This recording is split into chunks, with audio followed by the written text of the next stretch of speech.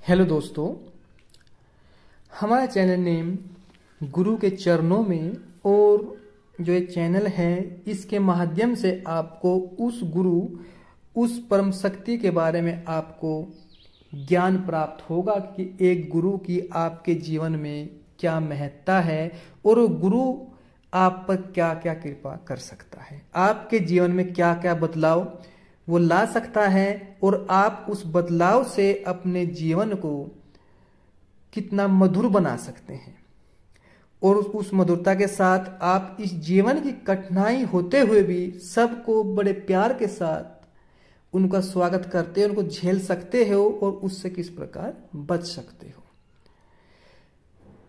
तो गाइस, इसी बात को अच्छी प्रकार से बताने के लिए हम एक छोटी सी प्यारी सी अच्छी सी कहानी आपके समक्ष लेकर आए हैं, जहां पर गुरु और शिष्य के बारे में आपको बताया जाएगा।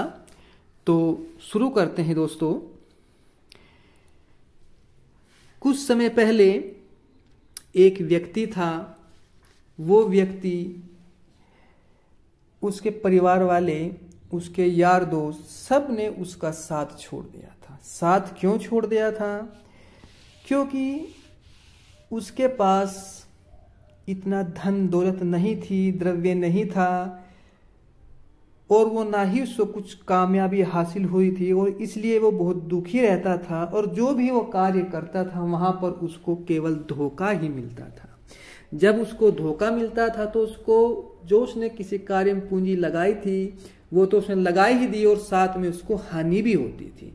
तो इसलिए वो अपने जीवन से बहुत दुखी हो चुका था और सभी ने उसका साथ छोड़ दिया था। जब सब ने उसका साथ छोड़ दिया तो कुछ दिन वो बिल्कुल एकांत में रहा और उसने सोचा कि अब मेरे पास कोई भी उद्देश्य नहीं रह गया है, सब ने मेरा साथ छोड़ दिया है, अब मुझको केवल एक ही रास्ता दिखाई देता है, वो है मृत्यु का।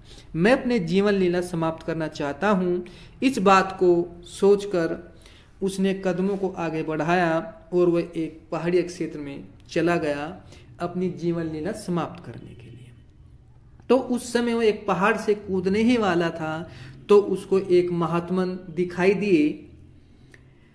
तो उन्होंने उसको वहां से बचाया, रोका कि बच्चे, उसको पहले तो एक स्थान पर बैठाया।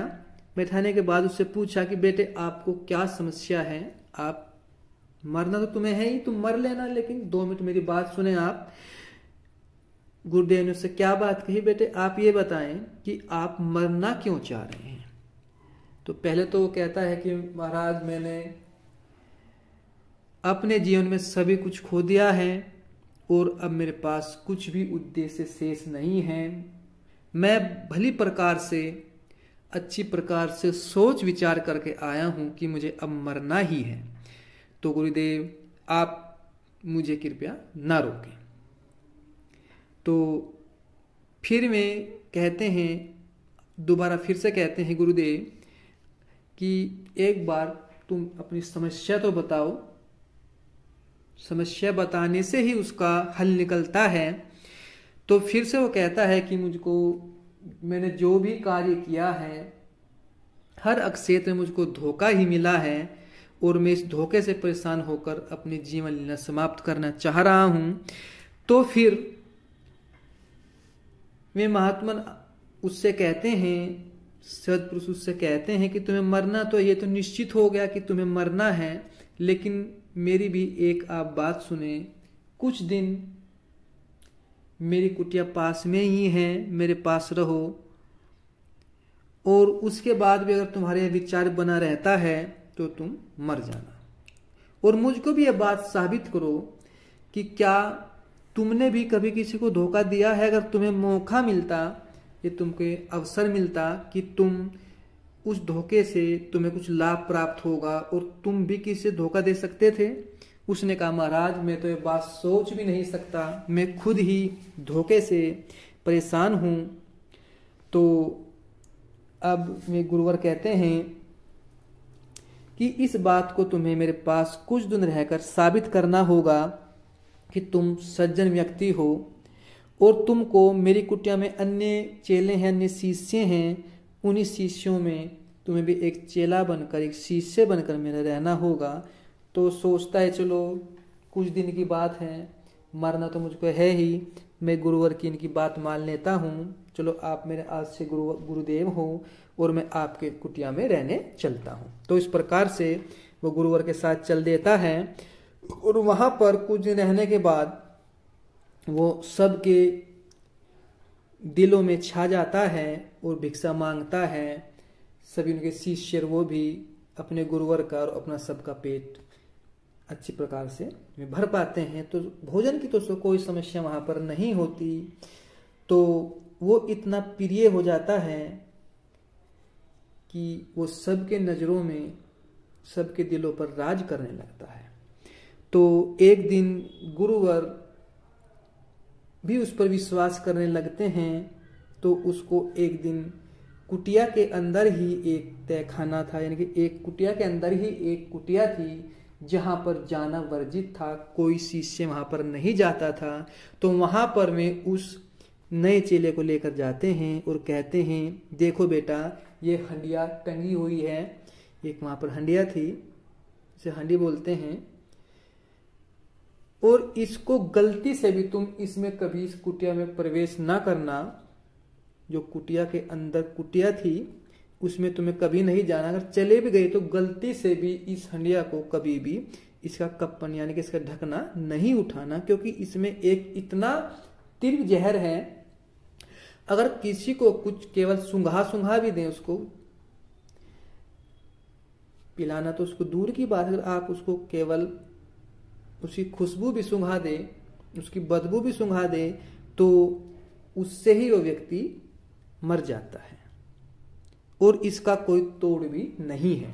इससे यानी बचना कोई उपाय नहीं है, इससे व्यक्ति मर ही जाता है। तो ये बात कहकर वे उससे बाहर आ जाते हैं और उसको फिर से कुटिया को बाहर से बंद कर देते हैं, उसका गेट बंद कर देते हैं। तो कुछ समय के बाद, एक दिन कुछ समय स्पेंड होने के बाद, व्यतीत होने के बाद, फिर से गुरुवर उस नए शिष्य को बुलाते हैं कि मैं अब काफ़ी वृद्ध हो चुका हूँ और मैं सोचता हूँ कि मैं जो अपनी गुरु की गद्दी है, जो ये सिंहासन है, इस पर मैं कौन से शिष्य को बैठाऊं, कौन सा इस योग्य है कि इस पदवी को संभाल सकता है। मैं कहीं ना कहीं सोचता हूँ कि तुम इतने सज्जन हो, तुमने इतनी तपस्या से भी नहीं की, इतनी तपस्वी आप नहीं बने, लेकिन अन्य शिष्य, ऐसे भी शिष्य मेरे पास हैं जो काफ़ी वर्षों से तपस्वी का भेष में मेरे साथ मेरे शिष्य बनकर रह रहे हैं और तपस्या में लीन रहते हैं, आपसे ज़्यादा तपस्वी हैं।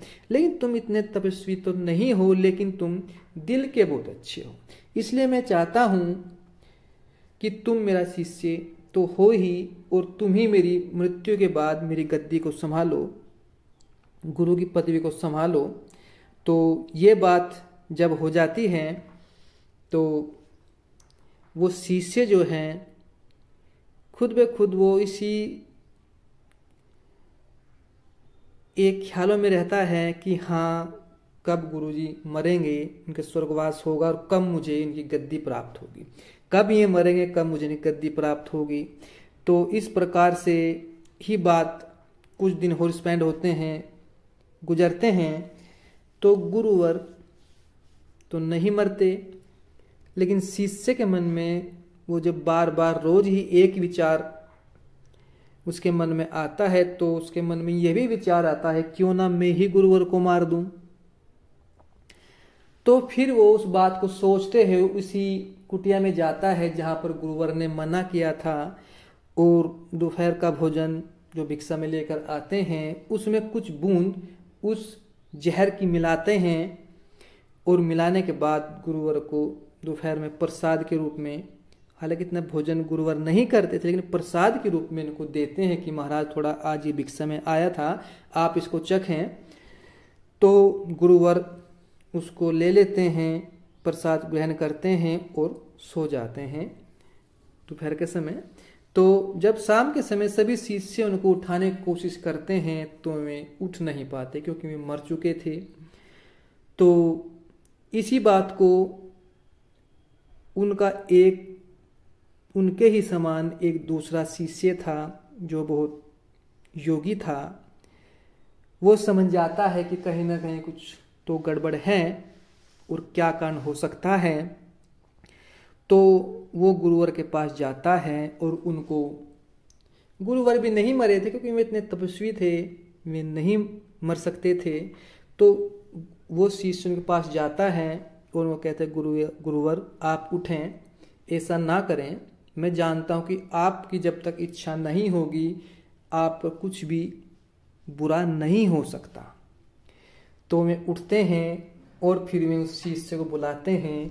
वो शिष्य समझ जाता है कि मैंने तो उनको वो जहर पिलाया था, ये कैसे हो गया। फिर अचानक उसके मन में ये बात आती है, वो लज्जित होता है कि मैंने गुरुवर को इस गद्दी को प्राप्त करने के लिए वो जहर दिया था।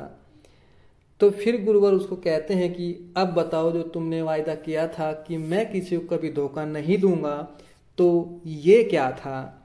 तो इस बात से वो और लज्जित हो जाता है और वो कहता है गुरुवर जो ये मेरा विचार था कि अगर मुझे कुछ लाभ हो मैं किसी को धोखा नहीं दे सकता, मैं तो ये पता ही नहीं कैसे कर दिया, मुझको ही नहीं पता कि मैं ना चाहते हुए भी मैंने ये कार्य कर दिया। गुरुवर मैं अक्षमा प्रार्थी हूँ, आप मुझे अपने चरणों में लें और मैं आजीवन आपकी सेवा करना चाहता हूँ और ऐसी सेवा, मुझे इस सेवा के बदले में कुछ भी नहीं चाहिए। मैं निस्वार्थ सेवा भाव से आपके चरणों में आप मुझे स्थान दें और पूर्ण रूप से मुझे अपना चेला, अपना शिष्य बनाएं।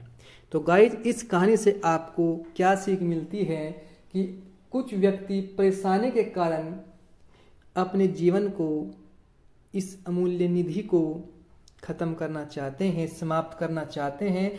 तो ये आपको परमात्मा की एक दी हुई भेंट है, एक देन है, इसका आपको सदुपयोग करना है। आपको अगर ऐसा लगता है कि किसी ने आपको चीट किया है तो आप उस चीज को कहीं ना कहीं वो उसके जीवन में फिर कर दोबारा वही आ जाती है। तो गाइज ओके गाइज,